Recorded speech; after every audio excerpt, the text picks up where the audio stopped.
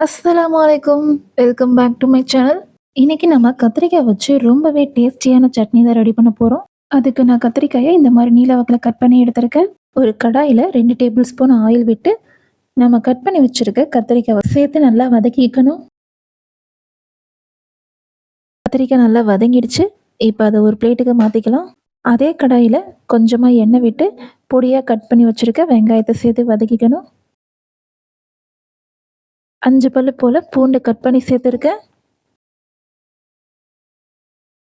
வெங்காயம் நல்லா வதங்கிடுச்சு. அதோட 2 வரமிளகா, ஒரு கொத்து கருவேப்பிலை சேர்த்து ஒரு 2 நிமிஷம் லைட்டா வதக்கிக்கணும். இப்போ இந்த மிக்சரை ஆற வச்சு ஒரு மிக்ஸி ஜாருக்கு மாத்திக்கலாம். இதோட தேவையான அளவு உப்பு, 1 1/2 டீஸ்பூன் சர்க்கரை சேர்த்து ஃபைன் பேஸ்ட்டா அரைச்சுக்கணும். ஒரு கடாயில 1 டேபிள் ஸ்பூன் ஆயில் விட்டு 1/4 டீஸ்பூன் கடுகு, உளுத்தம்பருப்பு, ஒரு கொத்து கருவேப்பிலை, நம்ம அரைச்சு வச்சிருக்க மிக்சரை சேர்த்து நல்லா மிக்ஸ் பண்ணி விட்டுக்கணும்.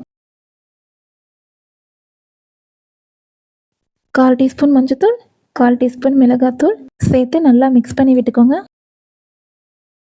இப்போ இதில் கொஞ்சமாக தண்ணி சேர்த்துக்கணும்.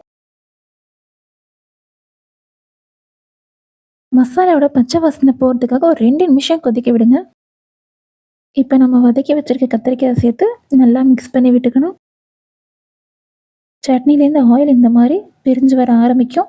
ஸ்டவ் ஆஃப் பண்ணிவிட்டு சர்வ் பண்ணிட வேண்டியது தான். ரொம்பவே சூப்பரான கத்திரிக்காய் சட்னி ரெடி ஆயிடுச்சு.